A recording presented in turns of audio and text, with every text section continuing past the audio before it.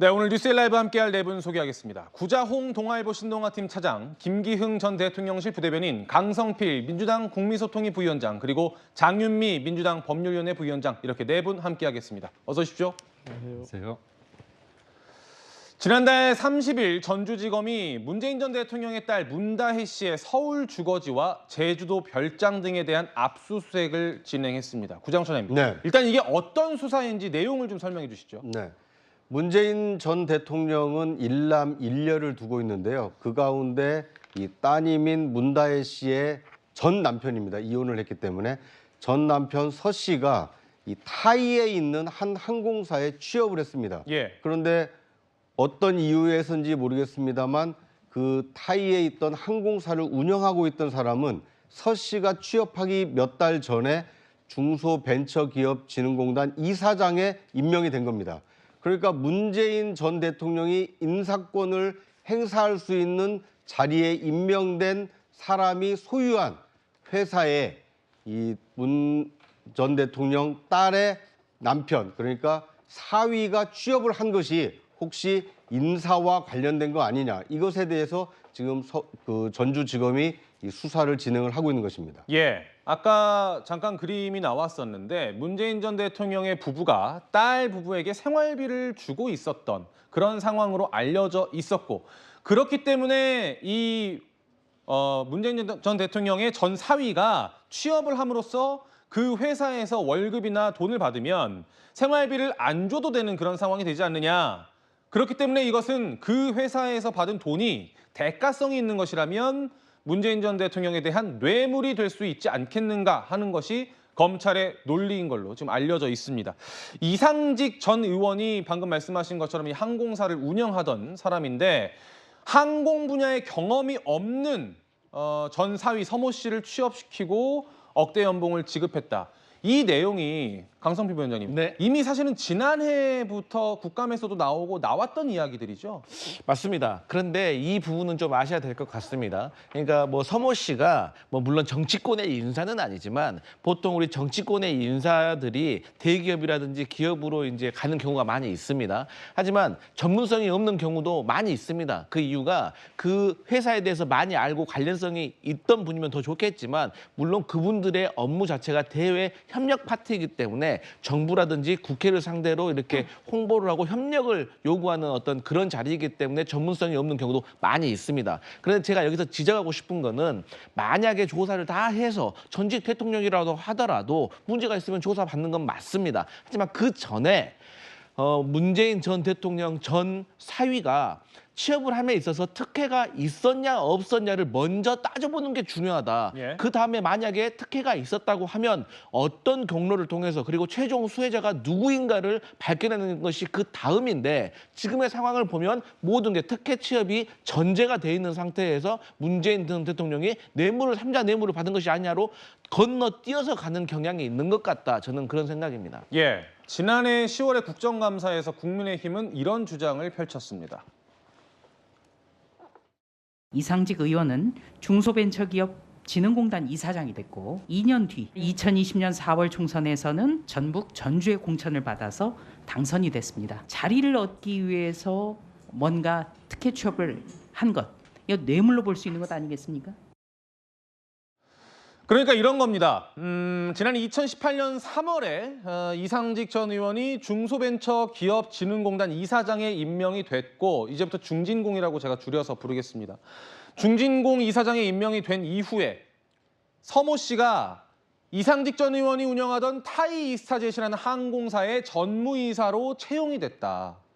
그리고 나서 2020년 2월에 이상직 전 의원은, 중진공 이사장은 전주을에 공천이 확정돼서 전주을에서 당선이 됩니다. 그러니까 이런 일련의 흐름으로 봤을 때 서모 씨의 채용이 이상직 전 의원의 중진공 이사장 임명에 대한 대가가 아닌가 하는 의심이거든요. 김 전 부대변인께서는 이 내용을 어떻게 보시나요? 당연히 그 문재인 전 대통령의 사위가, 만약에 문재인 대통령의 사위가 아니라면 저런 자리에 갈 수 없는 거 아닙니까? 네. 항공업계에서 일한 적이 없는 전무한 분이 이스타젯, 타이 이스타젯의 전무가 됐습니다. 전무한 분이 경력이 일천한 분이 전무가 됐다는 것 자체가 말이 안 되고 또 하나는 뭐냐면 이분들이 이제 문다혜 씨가 태국으로 이사를 갔을 때 이주를 했을 때 예. 그렇다면 제가 볼 때는 타이 이스타젯 항공에 관련된 분들이 도와줬으면 이해할 수 있습니다. 근데 중진공 직원들이 도와줬다고 그러더라고요. 예. 그렇다면 이제까지 제가 알기로는 한동안 이상직 전 의원은 본인이 그거를 실제 소유하지 않았다고 소위 말해서 잡아뗐습니다. 그러다가 이제 다른 어떤 선거 과정에서 그게 공판 과정에서 그게 알려졌거든요. 그러니까 결국 본인들이 뭔가 숨기고자 하는 것들이 하나하나 지금 알려지고 있는 관계고요. 그러니까 이게 단순한 돈이 아니라 800만 원이 있고요. 또 체류비가 350만 원이 있습니다. 그리고 서울하고 태국을 오갈 때 어떤 항공급 비용까지 다 있다고 그러는데요. 그런 관점에서 볼 때 그리고 또 하나는 이 부분에 있어서 당시 청와대에서 이 분이 소위 말해서 이상직 전 의원이 중소벤처기업진흥공단 이사장으로서의 자격이 되느냐 검증을 해보니 부적격했다는 얘기까지 나왔습니다. 그 예. 부분에 대해서 인정을 하고 있거든요.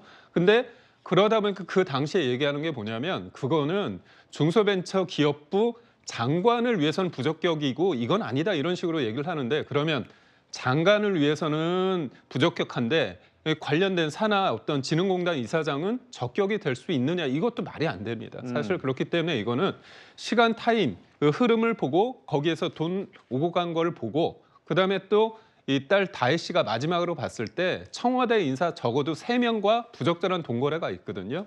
그런 전반적인 걸 봤을 때 검찰에서 수사를 하는 와중에 나온 것들, 언론을 통해 나온 것들을 봤을 땐 충분히 의혹 제기가 되고 이거는 문재인 전 대통령이 부부가 줬던 돈 대신에 소위 말해서 이제 이상직 전 장관이 본인이 가졌던 두 가지 소위 말해서 이제 진흥공단 이사장과 그다음에 국회의원까지 봤을 때 예. 이 두 가지에 대한 어떤 대가로서 충분히 살펴볼 수 있다 저는 그렇게 보고 있습니다. 예, 구정사님. 그러니까 시점상으로 보면 지금 두 가지의 이 뇌물죄 혐의가 가능한 것 같습니다. 왜냐하면 중진공 이사장이 임명된 이후에 서 씨가 취업했지 않았습니까? 예. 그러니까 중진공 이사장 임명을 대가로 만약에 서 씨가 취업한 거라면 사후 뇌물죄가 성립할 가능성이 있고요. 만약에 서 씨가 취업을 한 이후에 2020년 총선에 공천에 유리하게 작용이 됐다. 이렇다라면 오히려 서 씨 취업이 이상직 의원이 2020년 21대 총선에 출마하는데 유리하게 작용한 거 아니냐. 이것이 만약 검찰이 입증해낸다라면 이것은 또 다른 뇌물죄가 적용될 수 있기 때문에 이것은 서 씨를 매개로 해서 이상직 의원이 중진공 이사장이 되고 또 총선 공천을 받고 여기에 얼마나 이익을 받느냐. 이 과정에 서 씨를 매개로 해서 문 전 대통령의 영향력이 행사됐느냐. 이 여부가 입증 되느냐에 따라서 유무죄가 크게 갈릴 것으로 예상이 됩니다. 알겠습니다. 그런데 검찰에서는요. 문 전 대통령에게 기존에 알려진 제3자 뇌물 혐의가 아니라 그냥 뇌물 혐의, 직접 뇌물 혐의 적용이 가능하다고 보고 있는 것 같습니다.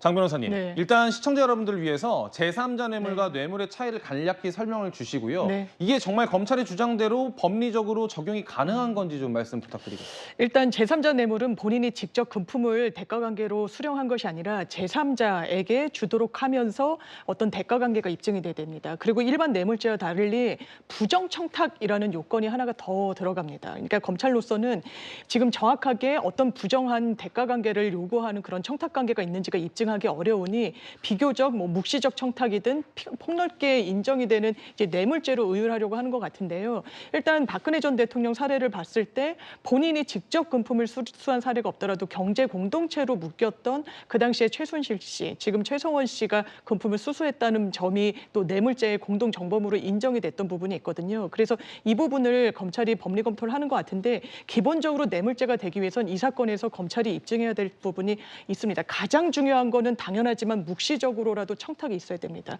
중진공 이사장 자리를 갈 때 사위를 채용을 해달라는 최소한의 묵시적인 언질 내지는 지시관계 이런 부분이 입증이 돼야 되는데 지금 그거 검찰이 하고 있습니까? 굉장히 수사가 부실하다 이런 생각 듭니다. 알겠습니다. 검찰이 직접 뇌물 혐의를 적용하는지 안 하는지에 대해서는 아직은 확실하게 단정적으로 말할 수는 없지만요. 민주당 법률위원회 부위원장의 말씀을 들었고 지금 여당 패널 중에는 법률가가 안 계시기 때문에 저희가 균형을 맞추기 위해서 국민의힘 대변인을 맡고 있는 송영훈 변호사의 목소리를 직접 들어보겠습니다. 문 전 대통령 부부가 생활비를 주고 있었다면 뭐 일종의 경제 공동체 이론을 적용할 수도 있겠고, 생활비를 안 주고 있었다고 해도 제3자 뇌물죄는 사실은 상당히 가능성이 있어 보이거든요.